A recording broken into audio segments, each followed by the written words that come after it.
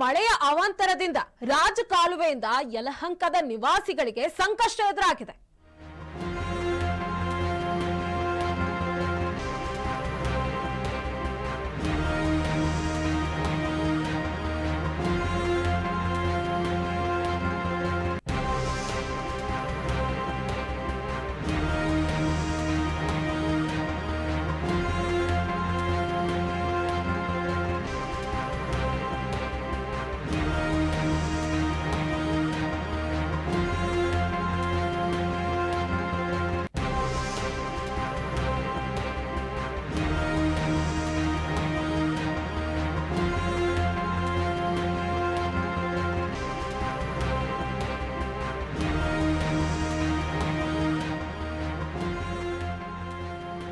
ಬೆಂಗಳೂರಿನಲ್ಲಿ ಮುಂದುವರೆದ ಮಳೆ ಅವಾಂತರ ರಾಜಕಾಲುವೆಯಿಂದ ಯಲಹಂಕ ನಿವಾಸಿಗಳಿಗೆ ಸಂಕಷ್ಟ ಎದುರಾಗಿದೆ. ನಿನ್ನೆ ರಾತ್ರಿ ಸುರಿದ ಮಳೆಗೆ ಇಡೀ ಏರಿಯಾ ಜಲಾವೃತವಾಗಿದೆ. ಕೆರೆಯಂತಾದ ಯಲಹಂಕ ನಾರ್ತ್ ಹುಡ್ ಅಪಾರ್ಟ್ಮೆಂಟ್ ಒಂದು ವಾರದಿಂದ ರಾಜಕಾಲುವೆಯಿಂದ ಹರಿಯುತ್ತಿರುವ ನೀರು.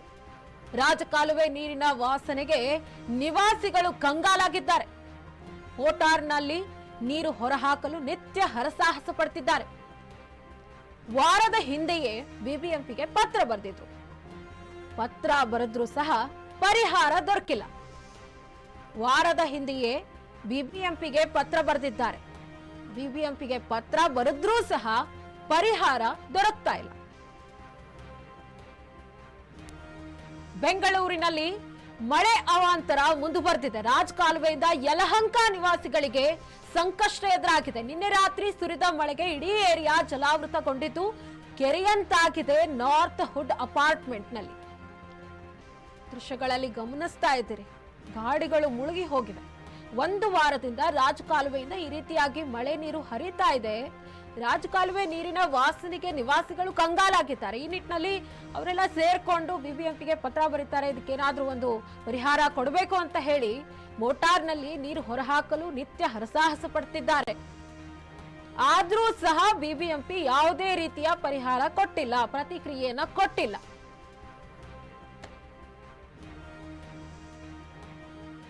ಯಲಹಂಕದ ನಾರ್ತ್ ಹುಡ್ ಅಪಾರ್ಟ್ಮೆಂಟ್ ಸುತ್ತಮುತ್ತ ನೀರು ತುಂಬಿ ಅವಾಂತರ ಸೃಷ್ಟಿಯಾಗಿದೆ. ಕಳೆದ ಒಂದು ವಾರದಿಂದ ರಾಜಕಾಲುವೆಯಿಂದ ಹರಿಯುತ್ತಿದೆ ನೀರು. ಇನ್ನು ಸ್ಟಾರ್ಮ್ ವಾಟರ್ ಡ್ರೈನ್ ಓಪನ್ ಬಿಟ್ಟಿರೋದ್ರಿಂದ ಸಮಸ್ಯೆ ಆಗ್ತಿರುವ ಆರೋಪವೂ ಸಹ ಕೇಳಿ ಬಂದಿದೆ.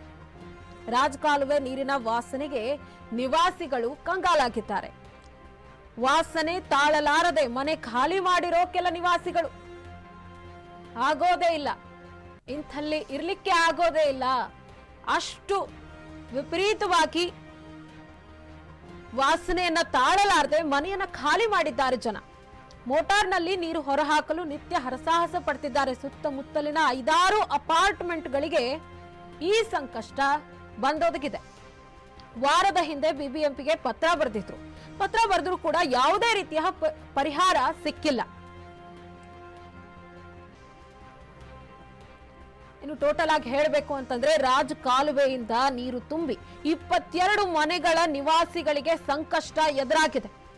ಪಕ್ಕದಲ್ಲಿರೋ ಪುಟ್ಟೇನಹಳ್ಳಿ ಕೆರೆಗೆ ನೀರು ಹರಿಯದೆ ಇರೋದ್ರಿಂದ ಈ ನೀರು ಕೂಡ ಮಿಕ್ಸ್ ಆಗಿ ಈಗ ವಾಸನೆಯನ್ನ ಬರ್ತಿದೆ. ಹಾಗಾಗಿ 22 ಮನೆಗಳಿಗೆ ಈಗ ಸಂಕಷ್ಟ ಎದುರಾಗಿದೆ. ಎಷ್ಟೋ ಜನ ತಮ್ಮ ಮನೆ ಖಾಲಿ ಮಾಡಿದ್ದಾರೆ.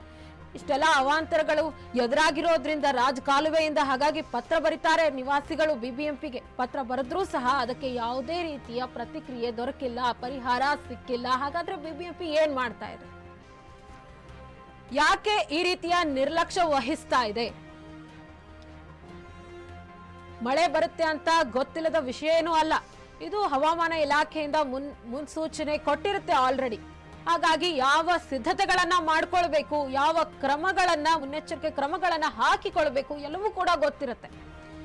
ಗೊತ್ತಿದ್ದು ಅವರಾಗಿ ಅವರು ಮಾಡಬೇಕು. ಆದ್ರೆ ಬಿಬಿಎಂಪಿಗೆ ಗೊತ್ತಿಲ್ಲದ ವಿಷಯವೇನೂ ಅಲ್ಲ. ಅವರಿಗೆ ಪತ್ರ ಬರೆದು ಕೂಡ ತಮ್ಮ ಸಮಸ್ಯೆಯನ್ನ ಹೇಳಿಕೊಂಡ್ರು ಸಹ ಯಾವುದೇ ಪರಿಹಾರವನ್ನ ದೊರಕಿಲ್ಲ. ಇನ್ನು ಇದೆಲ್ಲ ತಾಳಲಾರದೆ ಅವರು ರಾಜಕಾಲುವೆ ನೀರಿನ ವಾಸನೆಗೆ ನಿವಾಸಿಗಳು ಕಂಗಾಲಾಗಿ ಮೋಟಾರ್ನಲ್ಲಿ ನೀರು ಹೊರಹಾಕಲು ನಿತ್ಯ ಹರಸಾಹಸ ಪಡ್ತಿದ್ದಾರೆ. ದೃಶ್ಯಗಳಲ್ಲಿ ಗಮನಿಸ್ತಾ ಇದ್ದೀರಿ ನೋಡಿ, ಮಳೆ ನೀರಿನಿಂದ ಯಲಹಂಕ ನಾರ್ತ್ ಹುಡ್ ಅಪಾರ್ಟ್ಮೆಂಟ್ 1 ವಾರದಿಂದ ರಾಜಕಾಲುವೆಯಿಂದ ನೀರು ಹರಿತಾ ಇದೆ. ರಾಜಕಾಲುವೆ ನೀರಿನ ವಾಸನೆಗೆ ನಿವಾಸಿಗಳು ಕಂಗಾಲಾಗಿ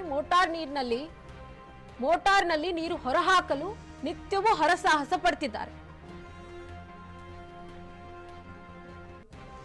ಯಾಕೆ ಈ ಎಲ್ಲಾ ಸಮಸ್ಯೆ ಬಿಬಿಎಂಪಿಗೆ ಕಾಣಿಸೋದಿಲ್ಲ?